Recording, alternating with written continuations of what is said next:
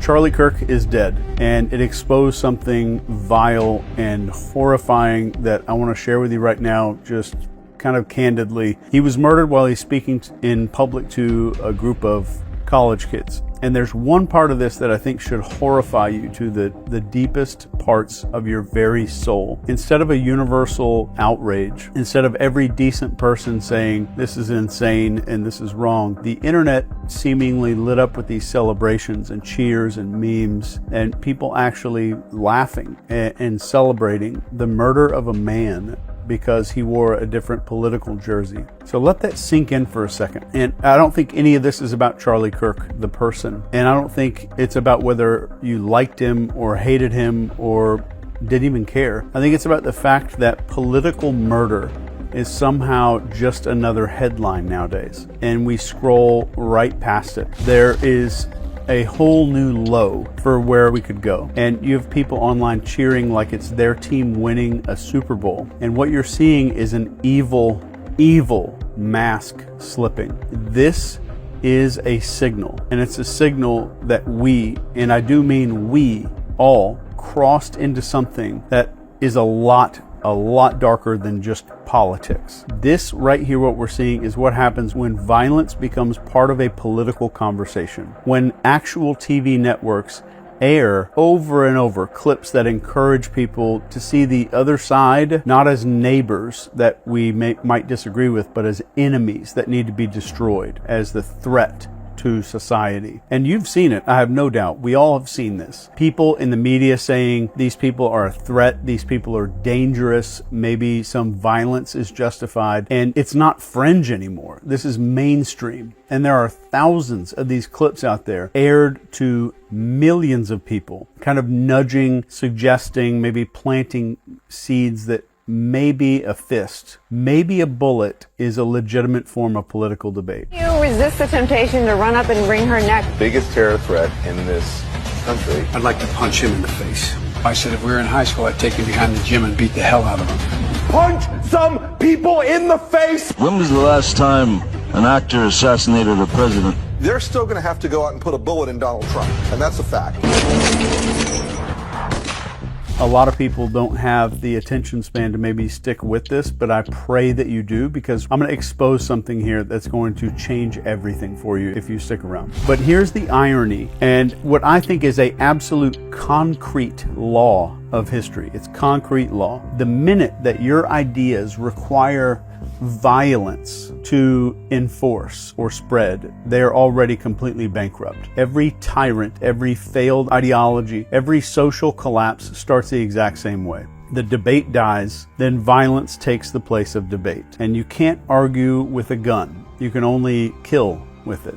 And when killing is the substitute for a conversation, society as a whole starts falling off a cliff. And we all, myself included, we all have been sold the biggest con of our entire life. And this is that the problem is left versus right, or Republicans versus Democrats. And that is the distraction fireworks show that they want us screaming about while they're doing something else. And this is a magician's trick, and I'm about to really show you what Charlie, God rest his soul, has kind of exposed here. If you turned on cable news today, you go in your living room, turn it on, maybe you scroll social media, what are you gonna see?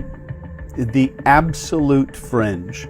They're gonna show you the loudest, dumbest, most cartoonish people from the other side blasted in your face 24/7. You're not being shown your neighbor or your coworker or the mom next door who votes differently. You're being shown a bunch of professional lunatics that are handpicked to make you think one thing. And the one big thing that they want you to think is, oh my God, these people are insane. They are the enemy. That's the reason that we're going downhill. And none of this is an accident. This is word for word textbook psychological operations. And military psyops manuals literally describe how you isolate a target audience, then you pump them full of a bunch of outrage, you create a tribal us versus them identity. This is straight out of a psyops textbook. So why would we want to do this? Or why would psyops want to do this? Because once you're locked into tribal thinking, You're going to swallow anything. You're going to believe any lie about the other side. You're going to cheer when other people suffer. You'll excuse things that you would never excuse in your own neighborhood if you watched it right in front of you and it was one of your neighbors. This is exactly the playbook on how you get otherwise decent, kind people laughing at a murder on the internet. That is how you radicalize a country without firing a shot. And let me tell you something that you're not supposed to think about right now. You share more in common. You share more with somebody across the aisle than with a billionaire donor or some media executive pretending to speak for you. I don't think they want you to see that. They need you divided. They have to have you blind and full of rage, because a united, sane, connected public is the one thing that they actually fear. So how does a normal person, just a regular person, a guy who loves his kids, pays his bills, maybe argues politics at Thanksgiving, how does he turn into somebody who cheers at the assassination of a political opponent on the internet? This does not happen overnight. It is a formula, and I'm going to lay it out for you very plain right here.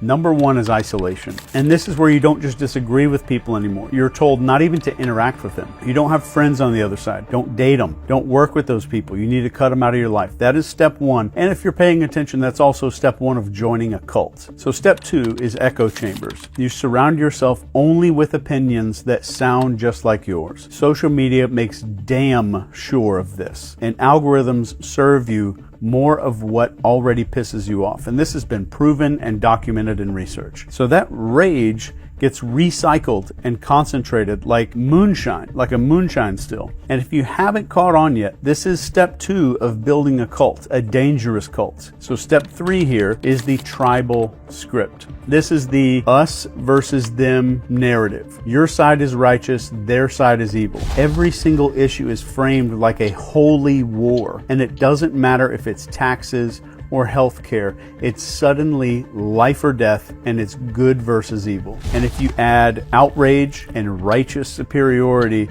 and our brain chemistry starts going bonkers, crazy, that cocktail makes people feel morally justified in hating and silencing and celebrating violence. That is true radicalization. That's how you turn regular people into basically a sleeper agent without them even knowing. The bad news is that what I just said is only the beginning, and it's happening on both sides of the imaginary aisle. Here's the truly horrifying part. All of this, it's not just a result of some advertising and algorithms. This is deliberate, and I would stake my reputation on it. This is not just some accidental byproduct of politics. This, what we're seeing right here, is engineered step by step to keep you outraged and blind and keep you just kind of stabbing and punching at shadows. All the while, this real power, the people who profit from division, stay completely untouchable. So keep this in mind while we're talking. You have more in common with someone who voted different than you did than the people that you see parading their narratives on TV. Please keep that in mind forever, if you're able to. An absolutely brutal truth that nobody really wants to face. Assassinations that, especially like we saw with Charlie Kirk, assassinations are not usually about stopping some kind of evil. They're about stopping ideas. You don't kill somebody because their argument was weak. You silence them because you were terrified that their words are working on people. Think about Martin Luther King Jr. He wasn't murdered because he was irrelevant and he had bad ideas. He was killed because his vision of racial and economic unity and equality was gaining traction in the country. If you look at President Kennedy, JFK, he wasn't taken out because he had no power or had crappy ideas. He was killed right as he started poking holes in this weird, dark system's grip on our war and defense and secrecy. Mr. Rabin, this guy, Rabin, I think, assassinated in Israel. Nobody did it because he was a joke or because he was a laughingstock. He was killed because he was pushing in Israel for peace, and peace threatened power. Peace threatened power. History is unbelievably clear on this. If debate dies, when open conversation gets replaced with suppression or intimidation and ultimately violence, society walks into a death trap. There is not an exception to this. So the ideas that require censorship or intimidation or blood to survive, They are 100% of the time poison. An idea that can't survive in the sunlight has to live in the shadows. And that is the death spiral that we are in if we don't stop this shit right now. So let's look at the other hand in this magic trick. Remember we talked about there's some misdirection going on here. For decades, the press, the media was supposed to be our watchdog. They're going to find all the facts. They're going to hold the powerful accountable. They're going to keep people informed. And again, you can see this with your own eyes. It's not right versus left. Look closely at the media. It's not right versus left. This is darkness versus light. The media is a circus tent with a lot more in common to a casino. This is a propaganda machine just churning out outrage. Let me just tell you exactly how this works. Facts are boring to people. Outrage is more likely to sell. It's more likely to keep you looking at the screen. That's their metrics. That's what they get paid based off of. So instead of showing you some kind of reality, they're showing you this carefully curated nightmare reel of the absolute worst of the other side. They're not giving you the whole picture. They're giving you the most extreme clips that they can find because they know that you're going to watch. They know that you're going to get pissed off when you see it all, and you're going to come back for more tomorrow. In fact, to me, if I'm very honest, if something doesn't fit their narrative, it is completely ignored. But if a story can be kind of twisted into a blame game, then it is. So they're not showing you reality in any sense. They're showing you a story designed to keep you loyal to your tribe, addicted to whatever their version, twisted horror movie version of reality really is. And what's truly disgusting, what I am genuinely nauseated by. We tend to think, oh yeah, the media is trying to sell ads for some pharmaceutical stuff, and they're trying to sell some car commercial breaks and things like that. That's not it. This is more about distraction. The reason is, while they get you frothing at the mouth over some clip of a protester screaming nonsense, the real enemy to all of us, these entrenched people that you have nothing in common with whatsoever, who decide the narratives, they bankroll politicians, and they write the rules. And you know that they win no matter who wins, right or left. You know that they're the ones getting the checks. They're laughing at how stupid we are. So let's stop with the doom and gloom for a second here. And let me just kind of bring this back. If you strip away all of the slogans, all the hashtags, the little talking points of the media, what do regular people want? What do regular people, you and your neighbors, even the people that voted differently than you? We want our kids safe. We want a roof that doesn't leak. We want food in the fridge. We want a job that doesn't crush our frickin' soul. And we want some goddamn honesty from the people who claim to represent you, to represent us. And guess what? That guy that you don't like with the bumper sticker down the street, he wants the same thing. The woman with the MAGA hat at the grocery store that you thought was an idiot, she wants the same thing. The mom who is too busy working 3 jobs to even care about politics, she wants the same thing too. But what do they not show you on TV? What is the one thing? It's that you have that much in common with the people who voted different than you. They will never show you that. They show you the screaming protester with the purple hair threatening to burn a bunch of stuff down. They show you this red-faced conspiracy guy spitting at the camera talking about crazy stuff. They show you the absolute fringe because fringe pisses you off. Fringe makes you hateful and angry. Fringe makes you think that the other half of the country has lost its freaking mind. There are absolute real studies on this. There's hard data proving that these algorithms and the media deliberately push exactly what's going to piss you off. Because the more enraged you are, the longer you're going to stay hooked. And they're literally feeding you a diet of enemies instead of neighbors. They're programming you to see the world through some kind of warped carnival funhouse mirror, where these loudest, weird-ass 1% of extremists look like 160 million people, and it's not. It is a lie. It is a lie. And if that's a lie, then let me say one thing that's true. And let me give you the truth here. You and that weird uncle that you argue with at Thanksgiving, you're not enemies. You're both being played. You're both being manipulated. And the second that you realize that, the second that you look across the aisle and see a fellow human being instead of some caricature cartoon, is the moment that the scam starts to collapse. And I think I know what you might be thinking here. So if it's not left versus right, then who the hell is pulling all these strings? Who benefits? So let me ask you, Who benefits from you hating your neighbor? Because let's be honest, regular people don't profit from this chaos. Regular people don't. But someone does, and that someone is what I personally call the covert elite, because we have elite and then we have covert elite. And these aren't like a bunch of Looney Tunes cartoon villains in some underground lair. These are CEOs and mega donors to political campaigns. And you notice how they donate to both sides? These are political lifers, media conglomerates. These are the people who cash big ass checks no matter who wins the election. They operate on both sides of the aisle because the sides pay out. They don't care about your values. They don't care about your family or your future. They care about one thing, and that's control. And let me tell you, division is the cheapest, most effective tool ever invented for that. Look at how psyops are described in military doctrine. You identify your target audience. You feed them carefully selected information, and you push their emotion until their behavior changes. This isn't theory. That's written down in black and white. And it's the same exact playbook that's being used on you and me, my family, my parents, all of us. Except this time the battlefield isn't Afghanistan. It's not some country in the Middle East. It is your living room. It's your Twitter feed. It's your nightly news. It's right here where you're looking at my face, whatever device you're watching this on. This is the battlefield. This is why both parties, you're hearing them scream about each other nonstop, but they never really seem to touch the things that matter. And you ever notice how there's always money for war, but there's never money to fix our roads? You notice how billionaires always seem to fund both sides of the elections. And if you've ever noticed, if you take a good look, corruption is a bipartisan issue.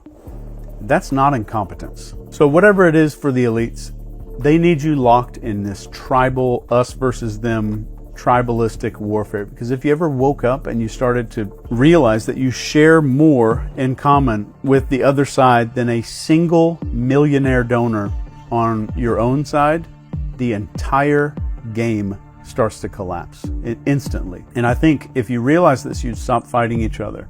You'd start realizing that the right versus left is fake. And I think that purely terrifies them. So who knows how long this video is going to last on YouTube. But let me be crystal clear about one thing. The real enemy isn't your Democrat neighbor with the yard sign that pisses you off. It's not your Republican uncle who posts stupid memes on Facebook. The real enemy is entrenched power. And it's an entrenched power that thrives on one piece of fuel, and that fuel is chaos. The real enemy is those people who profit when you are divided and distracted, and most importantly, when you are dehumanizing your fellow Americans. This was never about left versus right. It was always about the people versus the powerful. So here's the starting point. It's just sanity, just plain everyday common sense sanity. And ask yourself, do you genuinely want political opponents murdered in the streets?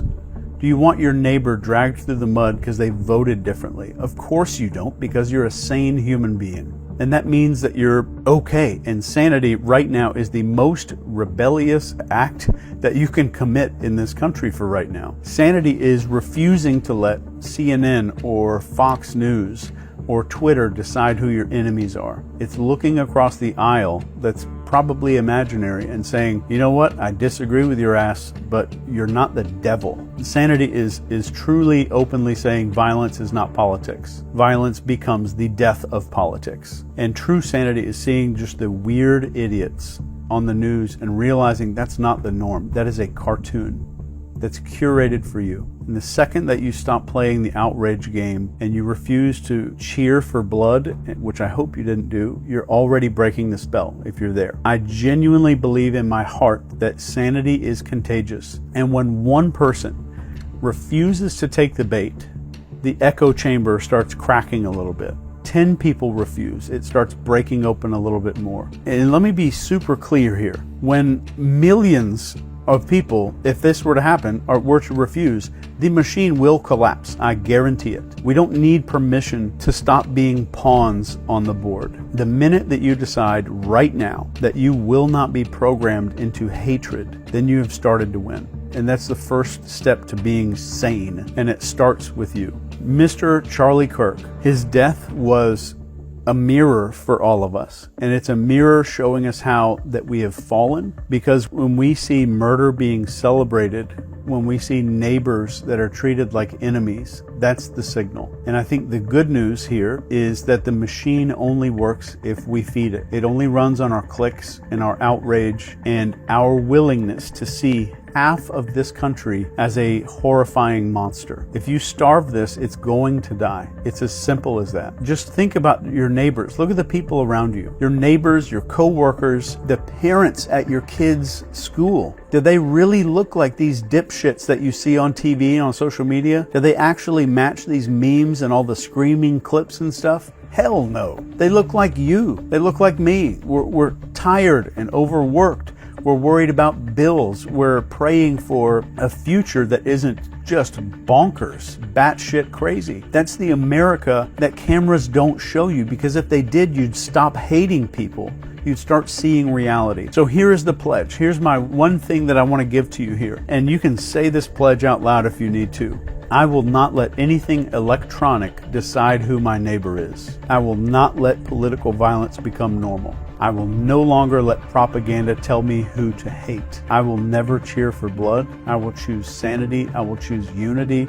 I will choose to see the humanity in people before I see their politics. And if enough of us take that stand, the whole entire rotten, nasty structure starts to fall, because the truth is very simple. There are more sane people than there are psychopaths. What we're seeing online is fake. There are more of us than there are of them. And the second that we remember that, the second we refuse to be divided against each other, which is fake, the game is permanently over. And I say this as the brainwashing expert and the Psyops expert. The choice is absolutely ours. Right now, do we keep this programming? Do we keep going? Do we keep letting them program us into sociopaths? Because that's what's happening. My previous video right before this one was about this. Or do we break the script and take back our sanity and just finally remember that we are one people. We're not two tribes. And I want you to remember this. If something online pisses you off, now you know for sure that you are witnessing social engineering. That's all that is. And let me end this with a quote from Martin Luther King. The ultimate weakness of violence is that it is a descending spiral, begetting the very thing it seeks to destroy. Instead of diminishing evil, it multiplies it. Through violence, you may murder the liar, but you cannot murder the lie, nor establish the truth. Through violence, you may murder the hater, but you do not murder the hate. In fact, violence merely increases hate. Darkness cannot drive out darkness. Only light can do that. Hate cannot drive out hate. Only love can do that. I love you. Please, God, send this to somebody that you know. Take care.